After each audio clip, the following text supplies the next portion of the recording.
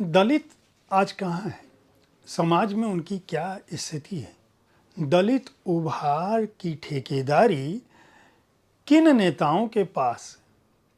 क्या दलितों ने दलित नेताओं के दायरे से अपने को बाहर कर लिया है?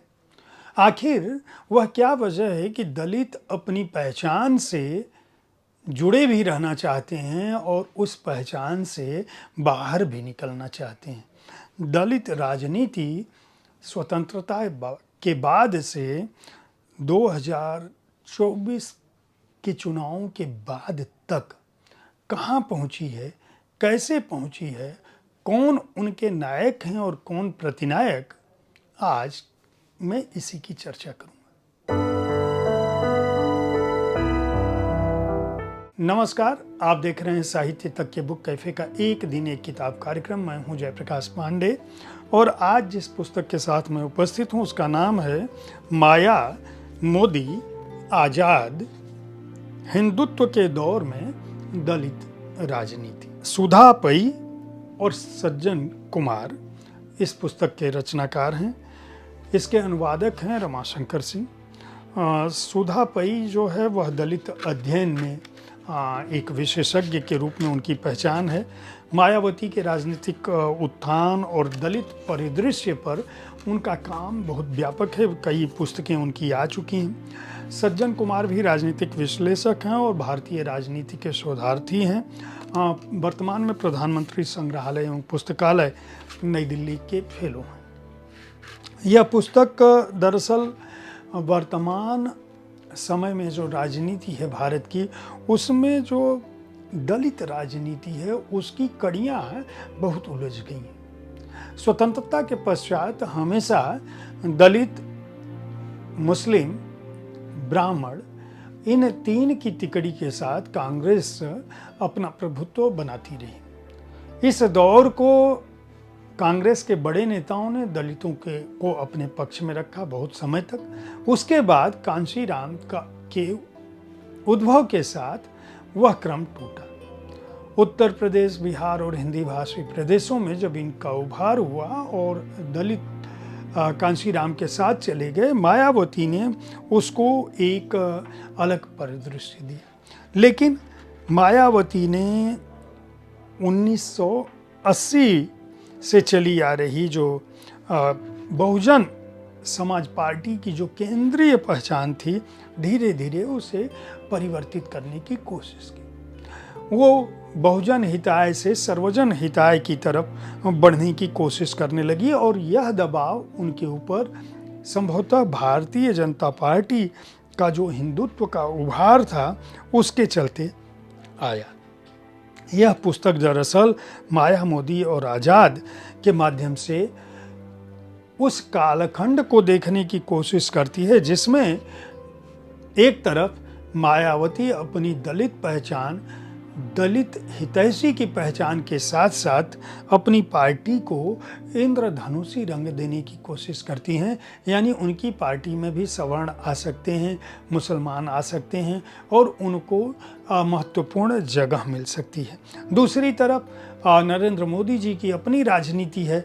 नरेंद्र मोदी की सरकार जो है वह किस तरह से भगवा धारा जो है वह हिंदुत्व को एक तरफ एकजुट करने के लिए दलितों के प्रति न केवल अपनी नीतियों को अग्रसर करती है, बल्कि नरेंद्र मोदी भी अपनी पहचान को हिंदुत्व के उभार के बावजूद छुपाने की कोशिश नहीं करते, दलितों को अपनी तरफ खींचने की कोशिश करते हैं, जिसमें वह लगातार सफल रहते हैं और उत्तर प्रदेश की सत्ता और केंद्र की सत्ता उन्हें बिना दलितों की मदद के नहीं मिलती।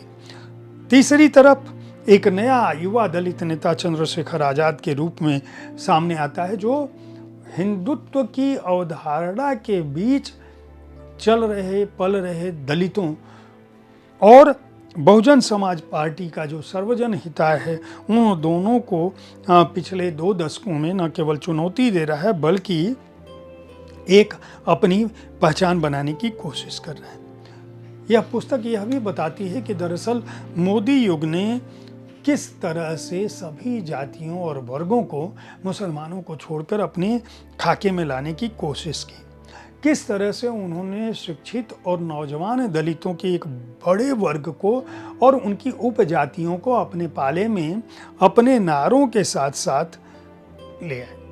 किस तरह से जो गांव के भी अंदर दलित है उसे भी मोदी राज में उनकी योजनाओं से न केवल लाभ पहुंचा या लाभ पहुंचता दिखा, उन्हें देश और दुनिया की बजाय उनकी नीतियों के चलते, जिसमें बहुस्तरीय समावेशी सामाजिक सांस्कृतिक और आर्थिक विमर्श के साथ साथ तीव्र विकास का वादा था, उसने अपनी ओर आकर्षित किया। ये जो निम्न वर्गीय विचारधारा के बीच भी हिंदुत्व के पुनर्विस्कार की जो रणनीति थी, जिसमें आर्थिक तरक्की भी एक उसका पहलू था, चमत्कारिक भाषण, सोशल मीडिया का प्रभाव और ब्रांड मोदी की जो इमेज थी, उसने किस तरह से मायावती की दशकों पुरानी सत्ता को, जो दलितों के हित में थी, जो सर्वजन हिताय के नाम पर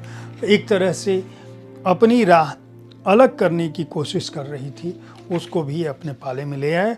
और किस तरह से चंद्रशेखर आज़ाद जो है वह भीम आर्मी की आंदोलनात्मक राजनीति से उन्होंने इन दोनों के बीच कहीं न कहीं एक सेंध लगाने की कोशिश की है, कहीं न कहीं उनको तोड़ने की कोशिश की है। यह पुस्तक दरअसल 3 अलग अलग खंडों में, पहला खंड है दलितों की इंद्रधनुषी पार्टी का निर्माण, जिसमें बहुजन समाजवादी पार्टी की बात होती है, उसके सर्वजन प्रयोग की बात होती है, व्यवहार में क्या उतरता है सर्वजन और किस तरह से दलितों का मोह भंग होता है और उसके चलते पतन और अस्तित्व का संकट आ जाता है। दूसरे खंड में दलित और हिंदुत्व का जो तादात्म्य है उसकी परख होती है। दलित समावेशन में जो भाजपाई राजनीति है उसकी, दलितों की पसंद और उनका प्रतिरोध किस तरह से आता है और किस तरह से दलितों के रुख में बदलाव आता है और रणनीतिक साधक और विचारधारात्मक बदलाव जो है वह दूसरे खंड में। तीसरे खंड में आज़ाद भीम आर्मी और दूसरे जो अम्बेडकरवादी संगठन है उस पर नज़र डालती है। उत्तर प्रदेश में जो दलित आंदोलन का बिखराव है वह भी इसमें दर्ज होता है और उपसंहार के तहत जो है 2022 और 2024 के साथ साथ जो दलित राजनीति का भविष्य है उस पर भी इस पुस्तक में नज़र डाली जाती है। दशकों के शोध और अध्ययन पर आधारित यह पुस्तक है। सुधींद्र कुलकर्णी का कहना है कि दलित विमर्श की यात्रा का सराहनीय अध्ययन है, तो शशि थरूर का कहना है कि एक महत्वपूर्ण विषय पर गहन शोध और अंतरपूर्ण दृष्टि का अध्ययन है। यह पुस्तक दरअसल राजनीति और विचारधारा, विशेषकर जो लोग राजनीति शास्त्र के विद्यार्थी हैं और हिंदी में उत्तर प्रदेश की राजनीति या पूरे भारत में दलितों की राजनीति, दलितों के मतदान, उनके मत व्यवहार और उनकी वास्तविक सामाजिक राजनीतिक स्थिति को अगर समझना चाहते हैं तो उनके लिए महत्वपूर्ण हो सकती है। इस पुस्तक का मूल्य 399 रुपये है और पृष्ठ संख्या है 336। बहुत सारे संदर्भ इस पुस्तक को एक तरह से तथ्यपरक बनाते हैं।